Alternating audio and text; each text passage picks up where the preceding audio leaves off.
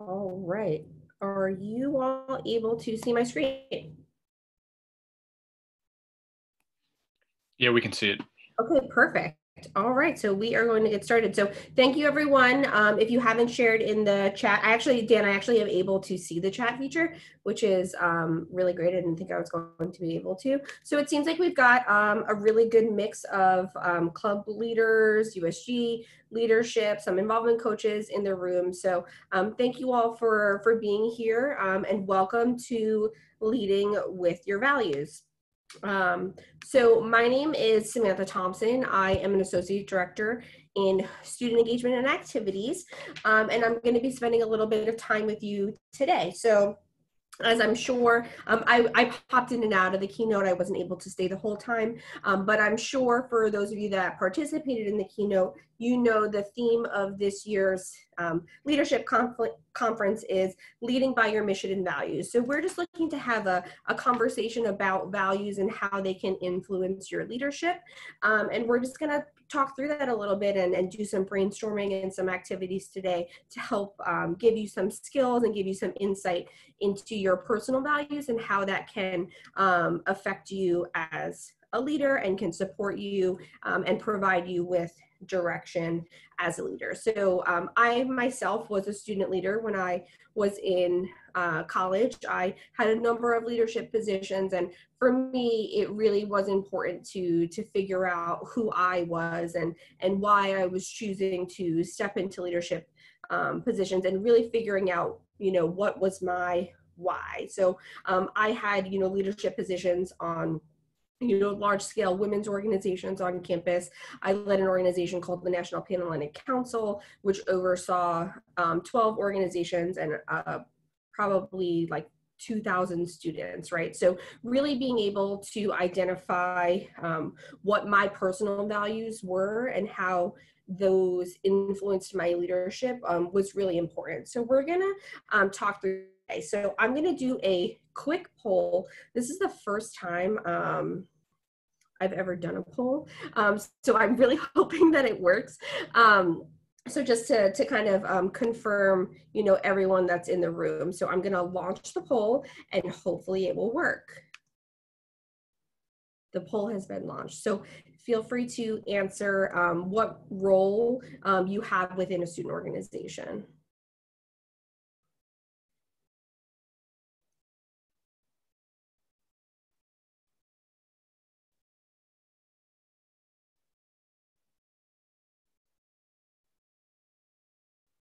All right, so I think that everybody has completed the poll. So I'm going to end the poll and I'm going to share the results. So we're really all over the map, which is really great. So we have president, vice president, treasurer, a couple secretaries, general members, and then other leadership positions, which I'm assuming is probably the USG senator. So really, thinking through all of that, it's really great, regardless of what your positional responsibilities are, you can be thinking about how your values are influencing your leadership throughout. All right, so I'm going to stop that. And then I'm going to do one more poll. So just to kind of get a feel for how long people have been within their leadership positions, I'm going to launch that one. So how long have you served in leadership capacity in your organization?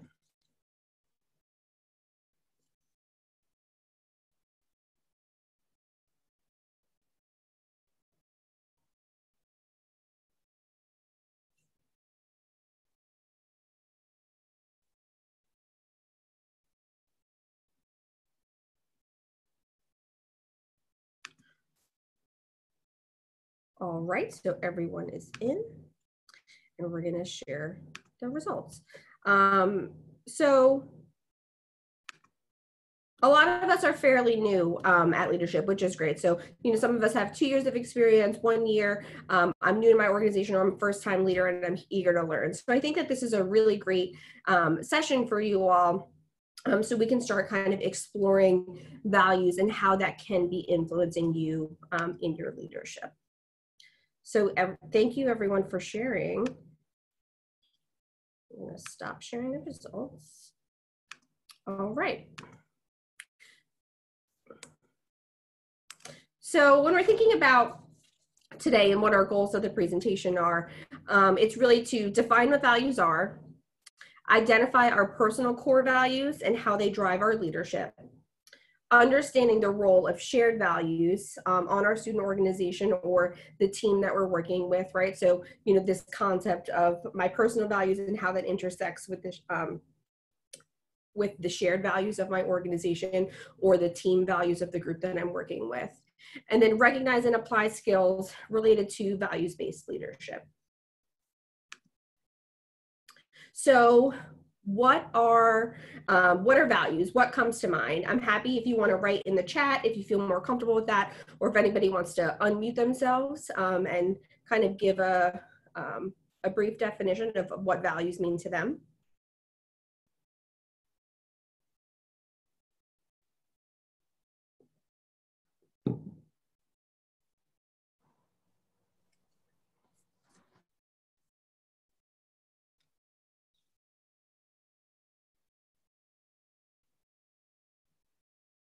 So Poojan, if you wanted to unmute yourself, are you able to?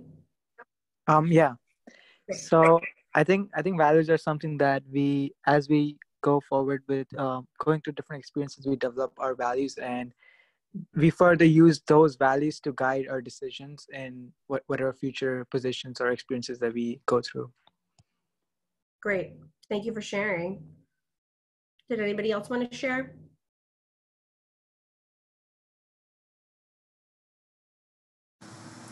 It's something that you're very passionate about and yeah, important to you. Absolutely. Thanks, Martin. So, right, things that are important to you, what you're passionate about. Great. So when we're thinking about values, values influence every aspect of our lives. Our moral judgment, our response to others, our commitments to personal and organizational goals. Values set the parameters for the hundreds of decisions that we make every day, right? So it's our compass, it's our guide. These are things within ourselves that are really important to us. And our personal values affect the choices that we make. It affects how we interact with the world and those around us.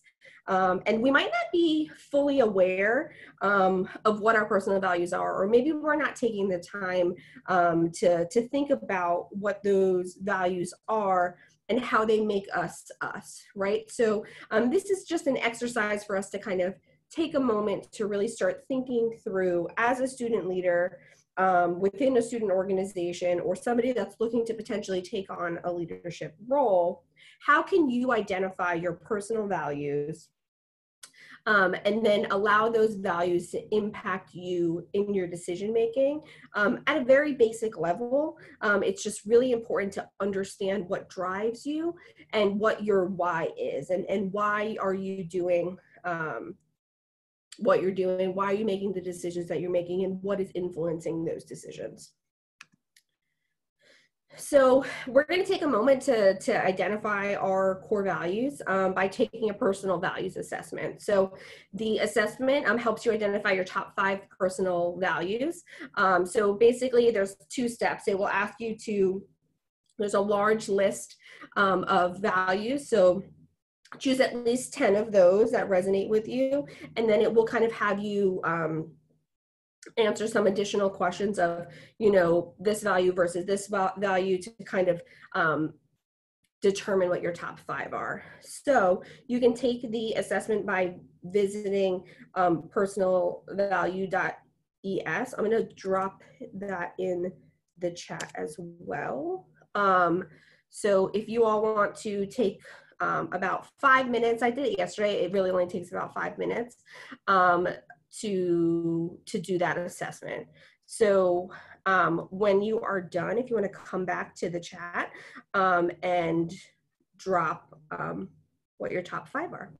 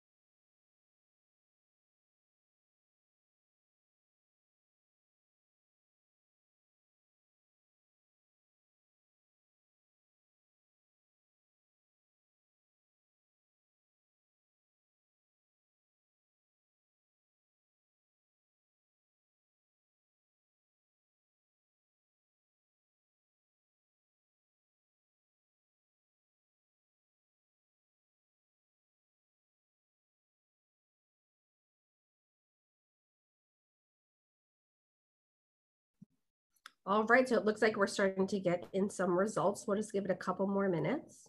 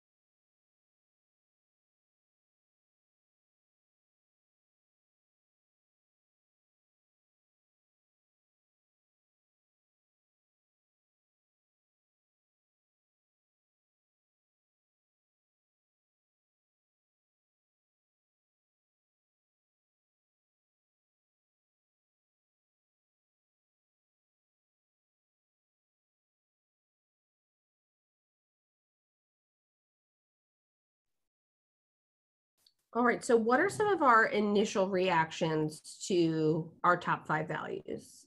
You know, what comes to mind? Are we surprised? Do we agree with them?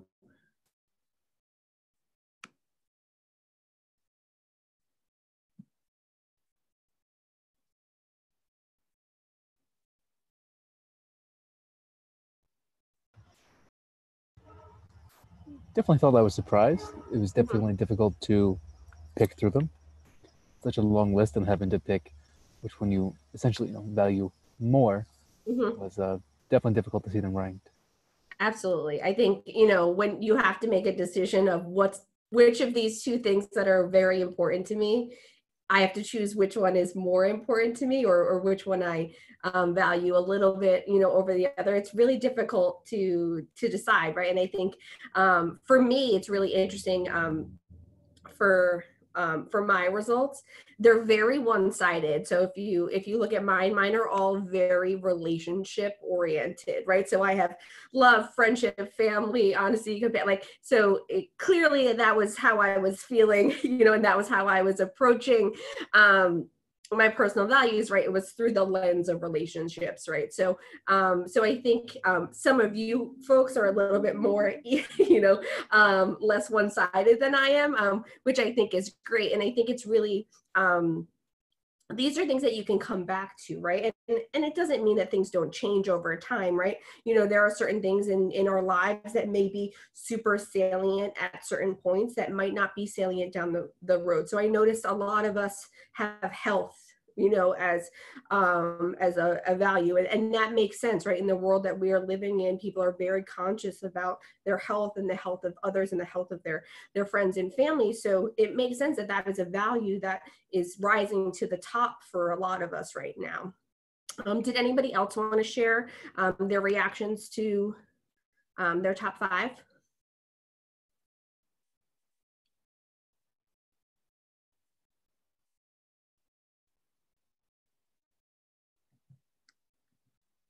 Martin, you and I have 3 of the same. So we're on the same page for sure. Yeah, it's pretty neat. Surprisingly accurate, I felt. Absolutely. So when we're thinking about and kind of trying to understand our personal values, really thinking about our core values are the why, what you do as a leader, right? So thinking of values as a way to help you understand your decision making and helping you understand how you respond to your everyday experiences, right? So these are things that you can lean on to help guide you both personally and professionally and help you prioritize and achieve goals as an individual and as a leader, right? It's really important for you to understand what's important to you and how that is influencing your decision making, right? So it acts as your moral compass of how you're making your leadership decisions. Because again, it's the essence of who you are. So leaders who establish and practice leading with their values are able to create strong relationships with others in their student organizations, team, and within the workplace, right? Because it gives you the opportunity to communicate clearly. It gives you the opportunity to set expectations. And by doing that and by building transparency, you have the ability to build trust and respect within with your members. And it helps you influence your team in a positive way that encourages maximum success for your leadership and for your goals, right? So if you take the time to understand yourself as a leader, these are things that drive me, this is what's important to me, I need to make sure that this is a shared vision. Actually, I'm gonna wait on that point. I'm gonna move to the next slide. So I want you to take a moment and think about this quote. Leadership is the art of mobilizing others to want to struggle for shared aspirations. What does that mean to you? What sticks out in that definition? What are our gut reactions to that quote? As a leader, you want people to, you want to like surround yourself with others, and you want others to gather around you who are willing to essentially either sacrifice or willing to work towards those same goals, whether Absolutely. whatever the journey might be to get there. Absolutely. I guess my reaction to this quote was it's kind of putting leadership in the view of who you're leading and choosing those people more than because you want that shared aspiration to be the core reason. So don't try and lead a group who you don't share a common aspiration with. Absolutely. And I think, so, we're focusing on like the individual leadership right now, right? Of what are your personal values and how does that influence your leadership? But when we're thinking about group dynamics, right? And we're thinking about how we can use this knowledge to help our organizations, we have to think about the shared aspirations, right? Do they exist? And what's the purpose of our organization? And you've either been positionally been put into a leadership position, maybe you were elected. Sometimes people fall into leadership positions, right? Nobody else wanted to step up, so I'll do it. Or maybe you're thinking about maybe stepping into that role, next semester or next year, right? So thinking about values and how values relate to our shared aspirations as an organization is definitely something that you can be exploring, right, within a student organization or a team or, within a group dynamic, right? And something that sticks out to me that I think is really interesting is leadership is the art, right? So, comparing leadership to an art, it takes time to master, right? It takes, people interpret it differently. People, you have the ability to really make it your own. And I think that is a concept that I really want to stress today, right? There's no right way of leadership. It's about, what are your goals? what is the purpose of your organization, and then how are you taking the time to reflect about decisions and to reflect about why your organization exists with the hopes of meeting those shared aspirations with your organization. So it really is, this quote is just, it's really interesting, and it's so, there's so many pieces, you know, within it that really relate to hopefully the experience that you all are having as leaders of your organization. And again, I think one of the important parts, right, of this is mobilizing, right? So, you know, your job as a leader is, you know, to be able to mobilize others that are going to do the work, right, the struggle for your shared aspirations. So I think that really focusing on our values can really help you in accomplishing this. So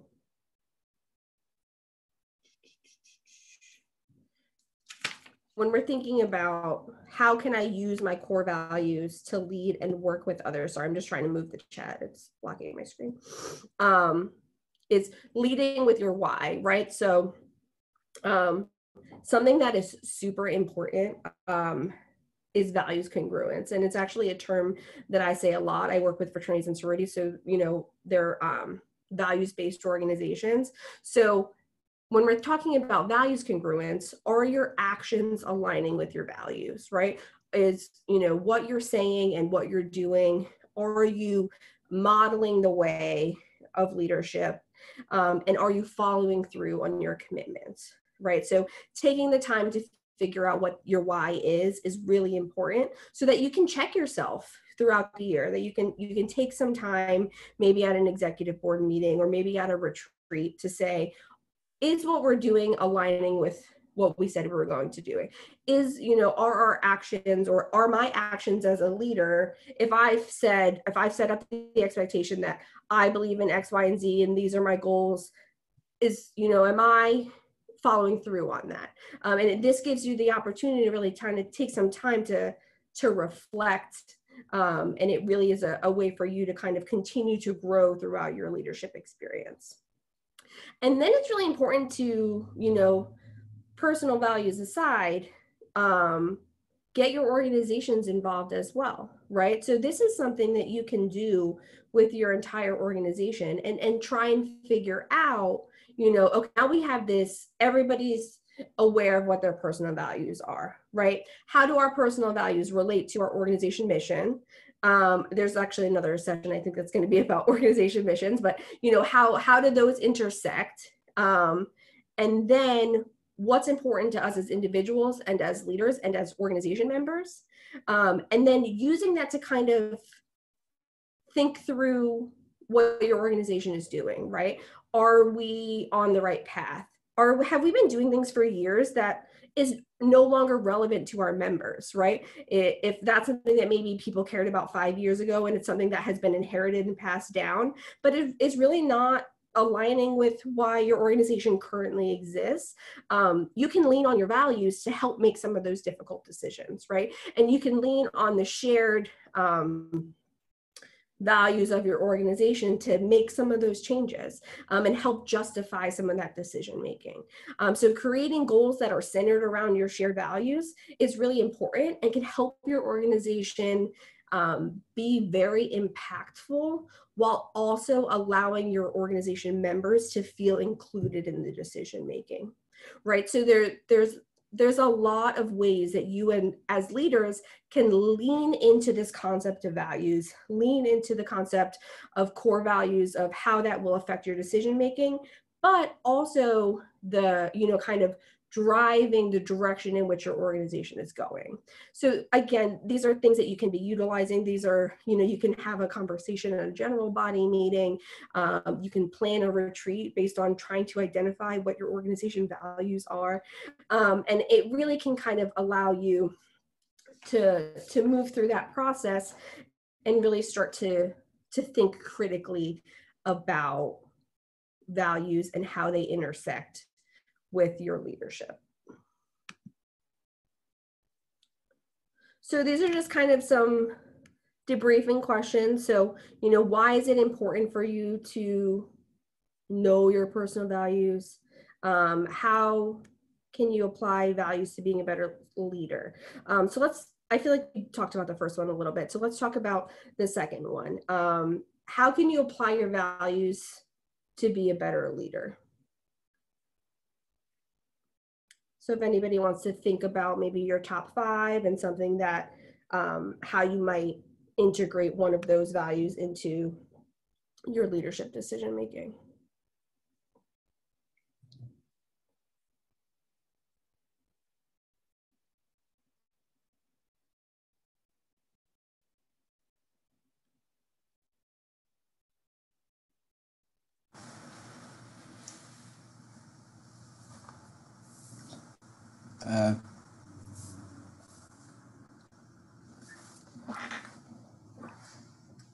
I was surprised by the difficultness of this question, but I think I don't know.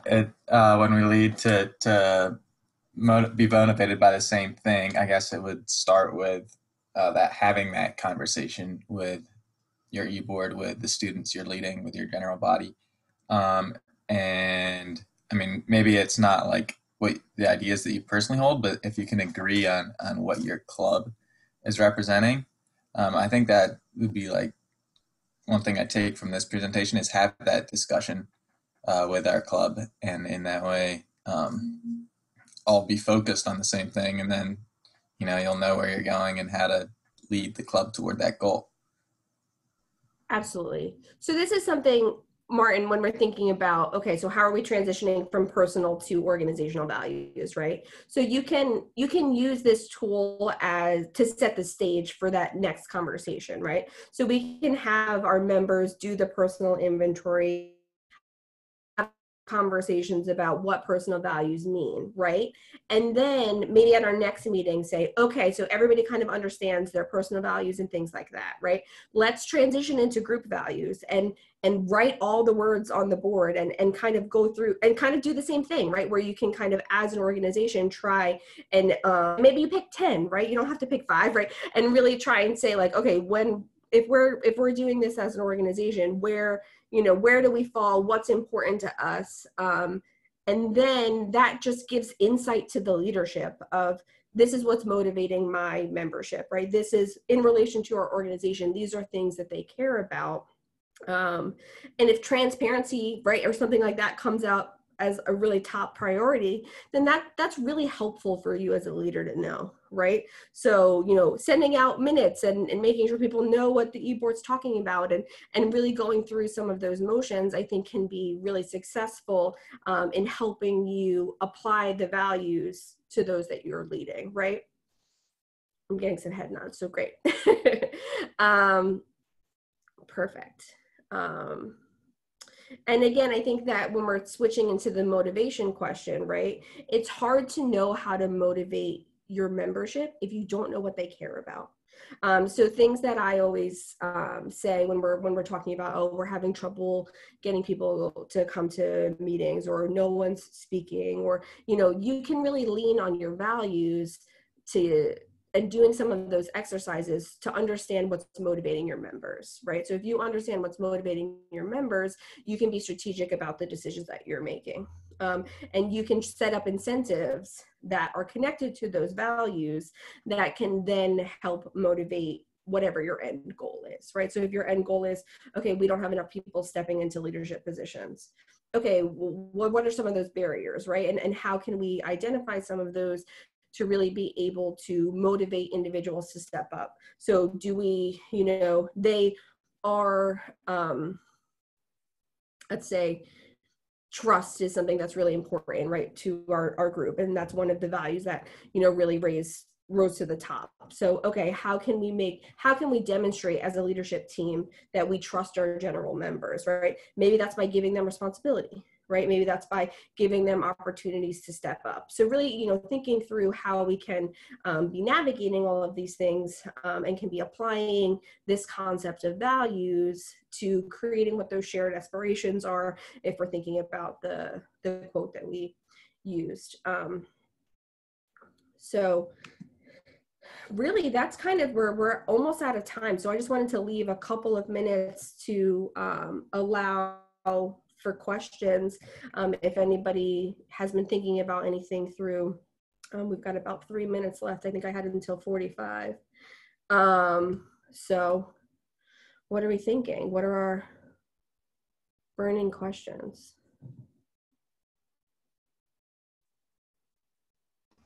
I guess working with other students, I find accountability to be difficult sometimes. As I mean, with my organization, with the student nurses, we work towards, making students prepared for professional roles as nurses.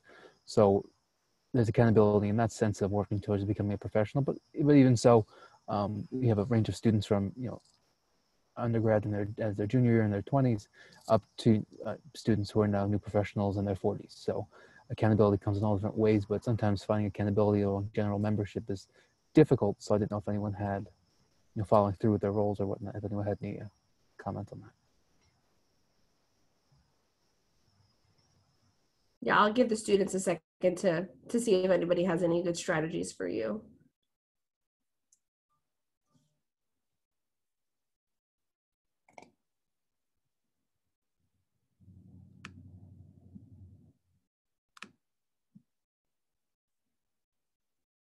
All right, well, I will assume that this is something that all of us are struggling with then, right? I think accountability with peer-based groups, and I think particularly when you're talking about you have a large subset of diverse students that you're working with within your student organization. I think my personal opinion is I think transparency is very important when we're talking about accountability, right? So making sure that we're setting expectations about what does it mean to be a member of this organization, what are the expectations of membership, and really making sure that when you're thinking through even something as simple as your constitution, right? What does it say in there when we're thinking about, what are the expectations of our members? And that's something that I think when we're thinking through values, you can utilize a group activity like this, right? To try and get some consensus building, right? To try and really think through, okay, so we're struggling with X, Y, and Z, or we're struggling with participation, or, and really, kind of lean on an activity like this to get your members to say what they care about. And then you have the ability to potentially leverage that, right? Again, I think in a student organization, punitive doesn't necessarily work, right? But so I think it's more about motivation and trying to understand what motivates your members, being clear about expectations, and then you can fall back on those conversations, right? Saying, okay, friends, we as a group decided this, right? We had on this day, we did whatever, and everybody said they were on board. So I think making sure that you're kind of including people in those decision making, then it gives you the opportunity to leverage that down the line if you're having issues with accountability. That's just my personal opinion, but I think that I've seen that work out in student organizations because you build the buy-in on the front end, and then you can kind of have the accountability on the back end. Yeah, just to respond to that, well, the last point about motivation, I think that goes a long way. If you're motivated, then you're accountable, and you hold others accountable because it's the common goal that you're all motivated for. So I guess that's the hard part then is finding what it is that motivates you all and then working together toward that goal. Dan, am I correct? Am I out of time? Was I until 45? You're muted, Dan. I cannot hear you. I'm sorry. Yes, we have to wrap it up. The next session starting in 5 minutes. So. All right. Well, thank you all for being here. This was really, it was really great. Feel free to reach out to me. In full transparency, I'm going out on maternity leave 1 week from now, but I'm happy to, correspond for the next week or so, or anybody on the student engagement activities team. So feel free to reach out. Dan works in our office as well, and so does Martin. So thank you all for being here, and have a great weekend. Thank you very much, and congratulations. Thank you. All the best. Bye.